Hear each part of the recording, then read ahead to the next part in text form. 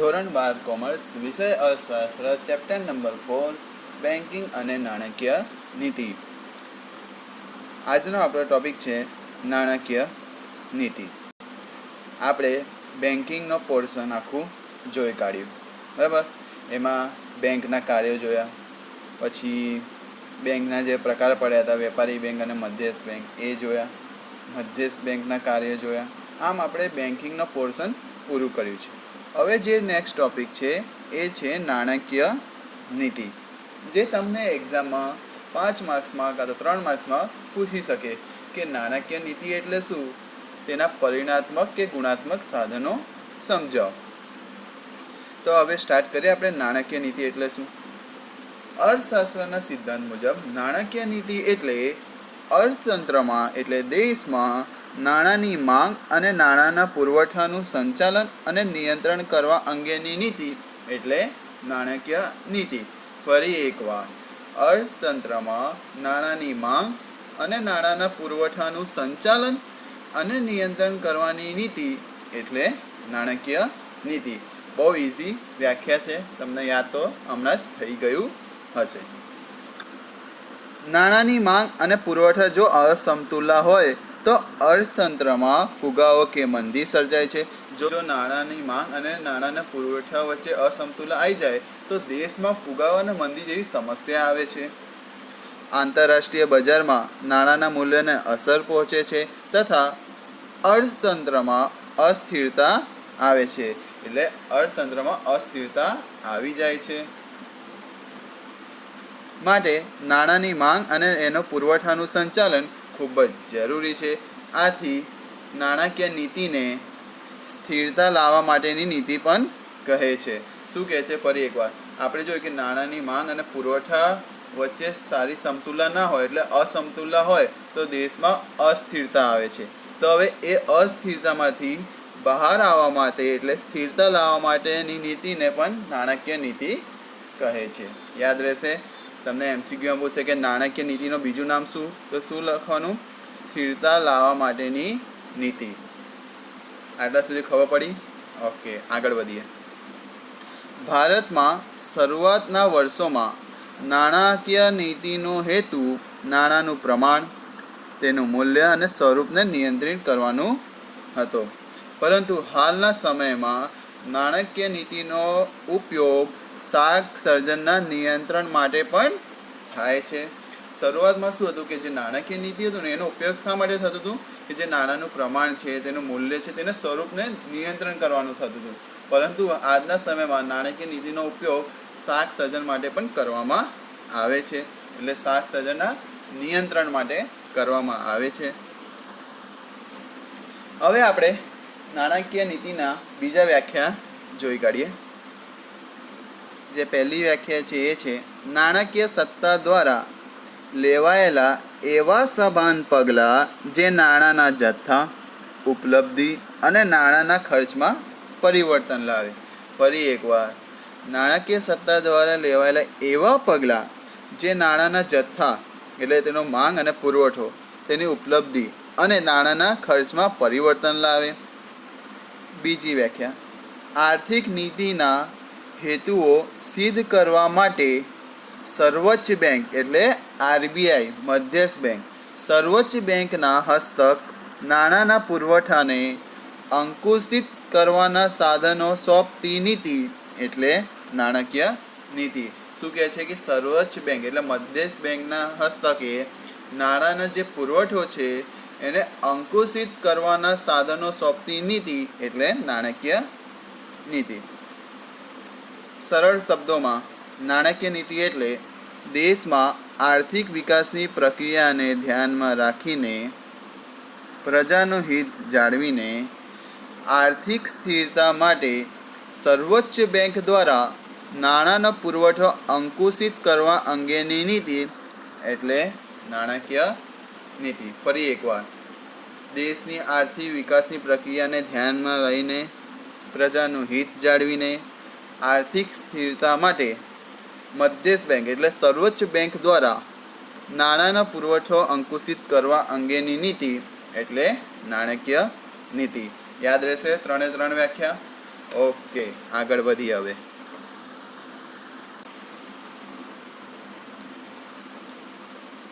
નાણાકીય નીતિના સાધનોમાં બે વિભાગ પડે છે, એક પરિમાણાત્મક અને એક ગુણાત્મક સાધનો. હવે આપણે પરિમાણાત્મક સાધનો જોઈએ. હવે જે પરિમાણાત્મક સાધનો છે એ સમગ્ર અર્થતંત્ર પર એક સરખી અસર પહોંચાડે છે, જેથી આ સાધનોને સામાન્ય સાધનો પણ કહેવામાં આવે છે. તમને એક્ઝામમાં પૂછી કાઢે કે નાણાકીય નીતિના સામાન્ય સાધનો સમજાવો, તો શું લખવાનું? આ પરિમાણાત્મક સાધનો જ લખવાનું. તમને એક્ઝામમાં કન્ફ્યુઝન માટે મૂકી દે કે સામાન્ય સાધનો સમજાવો, તો તમને ખ્યાલ હશે કે સામાન્ય સાધનો એટલે પરિમાણાત્મક સાધનોની વાત કરી છે, તો તમને ઇઝીલી એક્ઝામમાં લખી શકો છો. તો યાદ રાખજો. હવે એમાંથી જે પહેલું સાધન છે એ છે બેંક રેટ. શું છે? Bank rate. જ્યારે વેપારી બેંકો નાણાંની અછત અનુભવે ત્યારે આરબીઆઈ પાસેથી લાંબા ગાળાનું ધિરાણ લે અને જે વ્યાજના દરે ધિરાણ લે છે તેને બેંક રેટ કહેવામાં આવે છે. ફરી એકવાર, જ્યારે વેપારી બેંકને રૂપિયાની જરૂર હોય ત્યારે આરબીઆઈ પાસેથી લાંબા ગાળાનું લોન લે છે, લાંબા ગાળાનું ધિરાણ લે છે. તો જે દરે ધિરાણ લે છે, જે વ્યાજના દરે ધિરાણ લે છે તેને બેંક રેટ કહેવામાં આવે છે. બેંક રેટ કહેવામાં આવે છે. યાદ રહેશે. આમાં કોણ કોને આપે છે? વેપારી બેંકને રૂપિયાની જરૂર છે તો આરબીઆઈ એને રૂપિયા આપે છે. તો જે વ્યાજના દરે લોન આપે છે તેને બેંક રેટ કહે છે. યાદ રહેશે. આગળ વધીએ. જ્યારે આરબીઆઈ બેંક રેટ વધારે ત્યારે વેપારી બેંકોને ધિરાણ લેવાનું મોંઘું પડતા તેઓ પ્રજા સામે ઊંચા વ્યાજના દરે ધિરાણ આપે છે. હવે શું કહે છે કે જો આરબીઆઈ પોતાના વ્યાજનો દર વધારી દે તો વેપારી બેંકને લોન કેવી પડશે? મોંઘી પડશે. હવે વેપારી બેંકને લોન મોંઘી પડી તો જે બધા ગ્રાહક છે એ ગ્રાહકને પણ લોન કેવી પડશે? મોંઘી પડશે. એટલે વેપારી બેંક ઊંચા વ્યાજના દરે લોન આપશે. વ્યાજનો દર વધતા પ્રજા ઓછું ધિરાણ લે છે. હવે જો વ્યાજના દર વધી જાય તો પ્રજા ધિરાણ લેવાનું કેવું કરશે? ઓછું કરશે. અને આમ નાણાંનો પુરવઠો ઘટે છે. જો લોકો લોન નહીં લે, બરાબર, તો નાણાંનો પુરવઠો ઘટશે. કેમ? કારણ કે માર્કેટમાં એટલા રૂપિયા આવશે નહીં. જ્યારે અર્થતંત્રમાં ફુગાવો હોય, એટલે સમાન રીતે ભાવ વધારો, ત્યારે આરબીઆઈ બેંક રેટ વધારી નાણાંનો પુરવઠો ઘટાડે છે, જેથી ફુગાવો ઓછો થાય. હવે શું કહે છે આમાં કે હવે સમાન રીતે આપણા દેશમાં જો ફુગાવો ચાલે છે એટલે ભાવ વધારો ચાલે છે, તો આરબીઆઈ શું કરશે? પોતાના વ્યાજના દર વધારી દેશે. એને વ્યાજના દર વધારશે એટલે વેપારી બેંક બી વધારશે. એટલે લોન કેવી થઈ ગઈ? મોંઘી થઈ ગઈ. તો હવે જે ગ્રાહક છે, જે સામાન્ય પ્રજા છે, લોન લેવાનું કેવું કરશે? ઓછું કરશે. લોન લેવાનું ઓછું કરશે એટલે નાણાંનો પુરવઠો ઘટશે અને ફુગાવો કંટ્રોલમાં આવી જશે. અને જ્યારે મંદી હોય, દેશમાં જ્યારે મંદી હોય ત્યારે એનાથી ઉલટું કરવામાં આવે છે. એટલે શું કે દાખલા તરીકે જો દેશમાં મંદી છે, રૂપિયાની જરૂર છે, તો આરબીઆઈ શું કરશે? વ્યાજના દર ઘટાડી દેશે. હવે વ્યાજના દર ઘટાડે એટલે વેપારી બેંક બી વ્યાજના દર ઘટાડશે. એટલે લોન કેવી થઈ ગઈ? સસ્તી થઈ ગઈ. હવે લોન સસ્તી થઈ તો ગ્રાહક શું કરશે? લોન લેશે. હવે ગ્રાહક લોન લેશે એટલે માર્કેટમાં રૂપિયા વધશે, એટલે માર્કેટમાં રૂપિયા જશે, એટલે નાણાંનો પુરવઠો વધ્યો, એટલે નાણાંની હેરફેર થઈ, જેથી મંદી દૂર થઈ જશે. આપણે મંદીમાંથી તેજીમાં આવી જશું. આમ જે આરબીઆઈ છે એ બેંક રેટ વધારી અને ઘટાડીને મંદી અને ફુગાવાની સ્થિતિમાંથી બહાર કાઢે છે.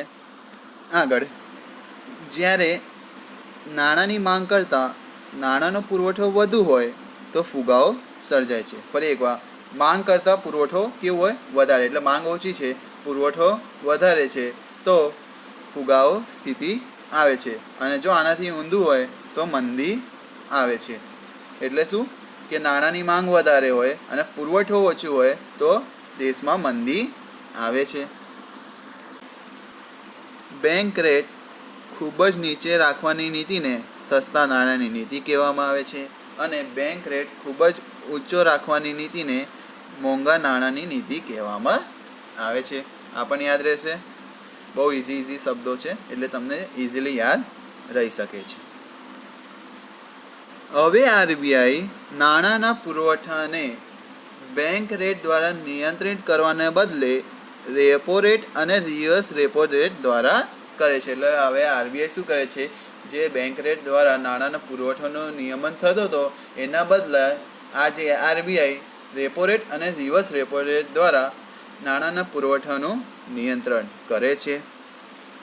બેંક રેટ લાંબા ગાળાનો રેટ છે. ફરી એકવાર તમને એક્ઝામમાં પૂછવામાં આવશે કે બેંક રેટનો સમયગાળો શું છે, તો શું લખવાનું? બેંક રેટનો સમયગાળો લાંબા ગાળાનો છે.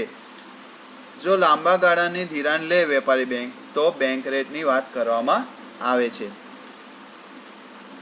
જ્યારે ટૂંકા ગાળાની વાત કરવામાં આવે છે તો શું લખવાનું? રેપો રેટ અને રિવર્સ રેપો રેટ. આથી ટૂંકા ગાળાના નિયંત્રણ માટે રેપો રેટ અને રિવર્સ રેપો રેટ લેવામાં આવે છે. તો જે બીજો સાધન છે, જે આપણે થોડું એની ઝલક ઉપર જોઈ હતી, એ હવે જોઈ લઈએ. શું છે? રેપો રેટ અને રિવર્સ રેપો રેટ. આ પણ બહુ ઇઝી છે, ધ્યાનથી સમજજો. જ્યારે વેપારી બેંકોને ટૂંકા ગાળા માટે ધિરાણની જરૂર પડે, એટલે નાણાંની જરૂર પડે, તો આરબીઆઈ પાસેથી નાણું લે છે. હવે જે વ્યાજના દરે આરબીઆઈ વેપારી બેંકોને ધિરાણ આપે છે તેને રેપો રેટ કહે છે.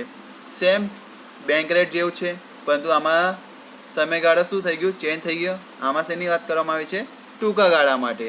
તો ફરી એકવાર, જ્યારે વેપારી બેંક આરબીઆઈ પાસેથી ટૂંકા ગાળા માટે ધિરાણ લે છે, જે વ્યાજના દરે ધિરાણ લે છે તે વ્યાજના દરને રેપો રેટ કહેવામાં આવે છે. ફુગાવાના સમયે આરબીઆઈ રેપો રેટ વધારે છે. આપણે બેંક રેટમાં શું જોયું? બેંક રેટમાં પણ આવું હતું. ફુગાવાના સમયે બેંક રેટના દર શું થઈ જાય છે? વધે છે. જેથી વેપારી બેંકોમાં ઓછું ધિરાણ લે છે અને પ્રજા સામે ઊંચા દરે ધિરાણ આપે છે. આમ પ્રજા ઓછું ધિરાણ લે છે, જેના લીધે નાણાંના પુરવઠા તથા ફુગાવો ઘટવા પામે છે. અને મંદીના સમયે શું કરશે આરબીઆઈ? રેપો રેટના દર ઘટાડી દેશે.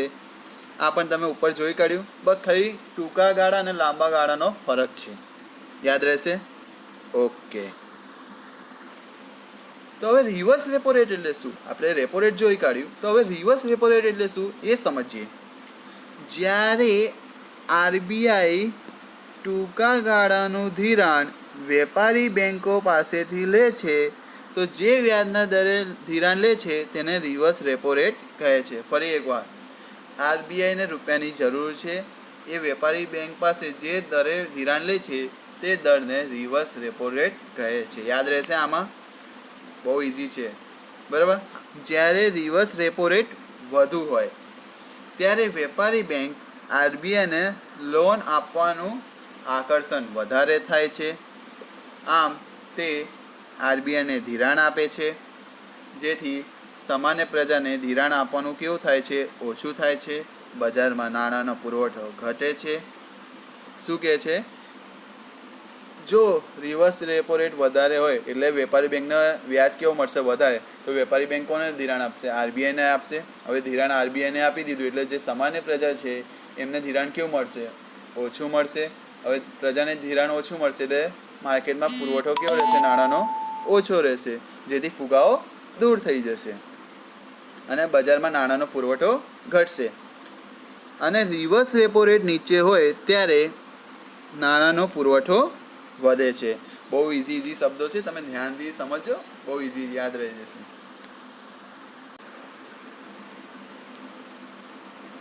ત્રીજું સાધન છે કપરા સમયમાં સ્થિરતા લાવવા માટેની જોગવાઈ. આ એક પ્રકારની વિશેષ જોગવાઈ છે, જ્યાં સતત કપરા સંજોગોમાં અને નાણાકીય અછતના સમયે વેપારી બેંકો આરબીઆઈ પાસે સરકારી જમીનગીરીઓ મૂકીને નિર્ધારિત દરે ધિરાણ લે છે. આ દર રેપો રેટ કરતાં વધુ હોય છે. શું કહે છે કે જ્યારે વેપારી બેંકને નાણાંની અછત હોય ત્યારે તે આરબીઆઈ પાસે સરકારી જામીનગીરી ગીરવે મૂકી ધિરાણ લે છે. હવે આ દર રેપો રેટ કરતાં વધારે હોય છે. 2016માં આ વ્યાજનો દર 7% હતો, જેને માર્જિનલ સ્ટેન્ડિંગ ફેસિલિટી કહેવામાં આવે છે. ફરી એકવાર, માર્જિનલ સ્ટેન્ડિંગ ફેસિલિટી એટલે કપરા સમયમાં સ્થિરતા લાવવા માટે જે જોગવાઈ કરવામાં આવે છે એને કહેવામાં આવે છે. ચોથું, રોકડ અનામતના પ્રમાણમાં ફેરફાર, જેને ઇંગ્લિશમાં કહેવામાં આવે છે કેશ રિઝર્વ રેશિયો, CRR. આ તમે જ્યારે આપણે શાક સજન ભણેલું તો એમાં થોડી ઝલક જોઈ હતી, એટલે તમને ઇઝીલી ખબર પડી જશે કે રોકડ અનામતનું પ્રમાણ શું છે. આરબીઆઈની 1934ની ધારા મુજબ દરેક વેપારી બેંકોએ પોતાની થાપણની અમુક ટકા રકમ આરબીઆઈ પાસે રોકડ અનામત તરીકે રાખવાની રહે છે. શું કહે છે કે જે બેંક પાસે થાપણ આવેલી હોય એમાંથી અમુક ટકા રકમ આરબીઆઈ પાસે અનામત તરીકે રાખવાની હોય છે. જ્યારે આપણે શાક સજન ભણેલું તો અમે એમાં શું હતું, આપણે ઉદાહરણમાં કે 20% રોકડ અનામત રાખેલી, એટલે 100 રૂપિયામાંથી 20 રૂપિયા અનામત તરીકે કોના પાસે રહેશે? આરબીઆઈ પાસે. તો વેપારી બેંક જે 80 રૂપિયા છે એનું ધિરાણ કરશે. શરૂઆતના વર્ષોમાં આ પ્રમાણે ચાલુ ખાતાની થાપણોના 5% અને લાંબા ગાળાના થાપણોનું 2% જેટલું નક્કી થયું હતું. 1962 પછી કુલ થાપણોના 3થી 15%ની વચ્ચે CRR રાખવાનું નક્કી થયું.